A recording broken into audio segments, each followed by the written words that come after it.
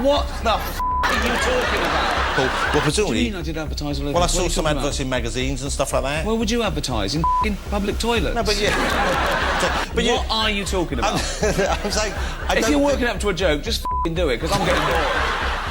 We're all used to seeing Ricky Gervais with a joke ready for any situation. Sometimes the conversation takes a different turn. Here are some of his most interesting and unexpected TV moments. A bit more like Parker these days. I don't know, that's the problem. You're You getting me wish. confused.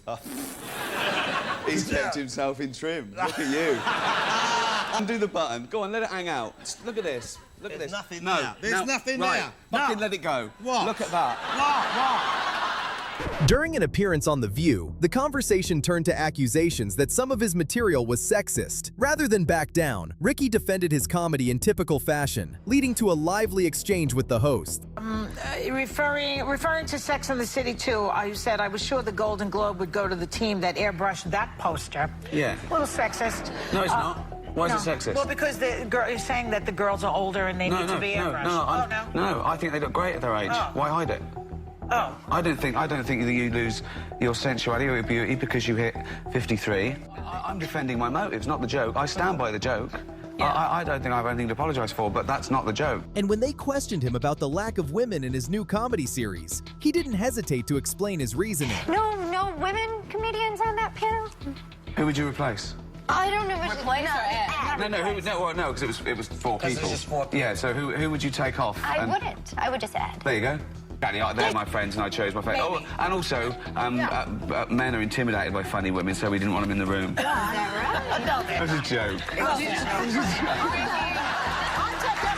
Do you think women are funny? What's the difference? That's ridiculous. It's a different sensibility. Statistically, less women go into stand-up from what I've seen. Funny women. Of course, there's loads of funny women here. When Stephen Colbert brought up his stance on religion, hoping to get a reaction from him, Ricky Gervais was more than happy to share his thoughts. What followed was a debate that quickly grabbed the audience's attention. And I know that you're an atheist, correct? Yeah. Why is there something instead of nothing? That makes no sense You at all. have to answer my question. That's not the two choices. No, but the choices I'm giving you, I'm the host. You say, there's a God. I say, can you prove that? You say no. I say, I don't believe you then. Everything in the universe was once crunched into something smaller than an atom. But you don't know that. Well...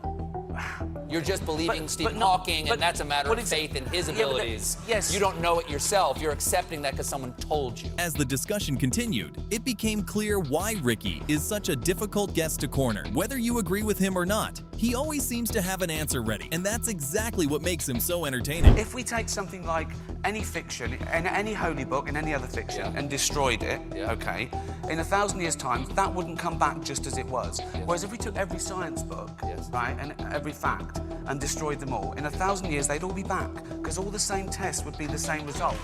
That's good. That's really good. After years of making Mel Gibson the punchline of his jokes, Ricky Gervais suddenly had to welcome him onto the Golden Globe stage. Most hosts would have played it safe. Ricky had other ideas.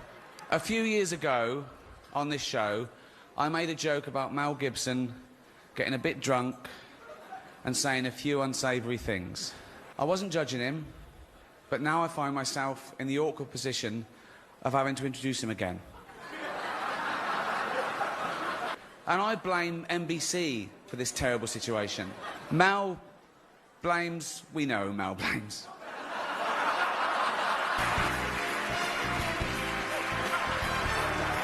When Ricky Gervais returned to The View, the host questioned whether his comedy was politically incorrect. Ricky's response was immediate, shutting down the criticism with his trademark confidence and wit. Well, when you go on the Golden Globes, a lot of time you are politically incorrect. Just because you're offended, it doesn't mean you're right. Offence is about feelings, and feelings are personal. Some people are offended by equality. So what? You know, so you can't second-guess people. If you try and please everyone, you'll please no one.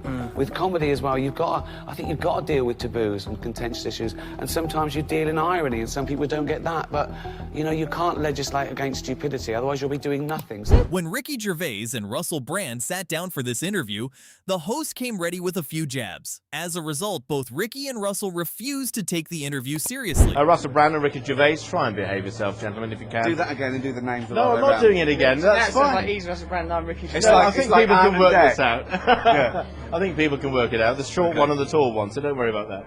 Now, as far as, are you here tonight just to enjoy the content? I'm not here to tonight. do the job? I'm not even here tonight. He is. This is live. This is pre-recorded. Right, okay. Well, this is all going horribly wrong. You asked us. I know. I'm regretting it now. I'm regretting it now. As the conversation continued, every attempt to stay on topic was met with jokes and sarcasm, turning the interview into complete chaos. No, it's a pleasure to be here, and everyone here is an absolute professional. Except him, it's a shambles. Are you drunk? Not yet. Now, climate change then. Is it something that you're interested in, or are you just here for the booze? He's not holding that microphone. Perched. I should tell you what his other hand's doing. All right, no, never mind. Look, it's holding this, so don't worry about that. Don't believe everything you hear from this man. Okay. I think I've actually had enough of all this now. I can't get any sense out of these two at all. Well, listen, thank you for joining us here on Sky News. You've been an absolute pleasure to talk to. Don't say the truth. Turn the light off. When Ricky Gervais returned to Stephen Colbert's show, it didn't take long for them to get back onto the topic of religion. But unlike some of their previous exchanges, this conversation was far more playful than confrontational. We heard about this. Oh, and this we is asked you to send this on. May I show this? Yeah, I got. Yeah, this. Because we can printed it I out read so it? people Can I can see read it. it first or reveal it? Sure. What is the story behind this particular tweet? Because creationists who believe the Earth is like 5,000 years old. 6,000 years old. Sorry, my bad. Right.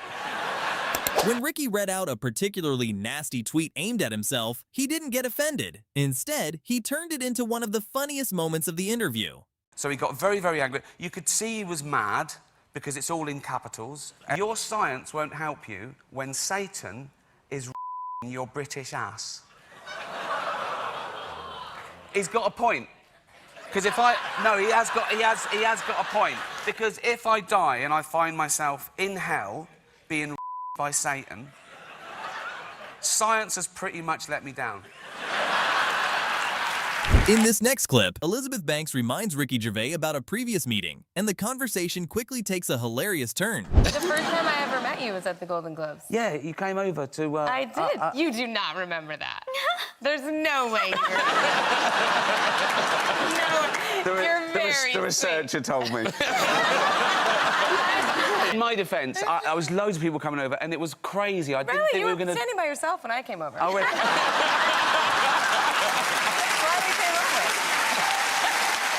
By now, it should surprise absolutely nobody that Ricky Gervais and Stephen Colbert end up talking about religion again. Despite disagreeing on just about everything, the pair always seem to enjoy the debate. we debated the existence of God. Yeah, and where did it get us?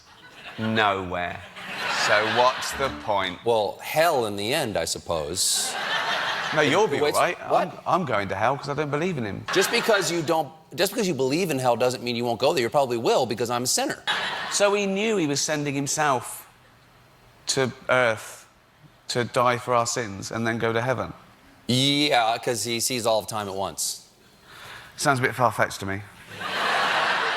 As the discussion continued, neither side was about to change their mind, but that didn't stop them from having a lot of fun arguing about it. Religion is the crazy story that it's okay with you to believe in, you know? It's okay for me to believe my religious story. Everybody else's religious story is a cult. So. Exactly. Your God is real. All the other gods are silly, made-up nonsense, but not yours. That's right. That's why my God is greater than every other God. Exactly, yeah.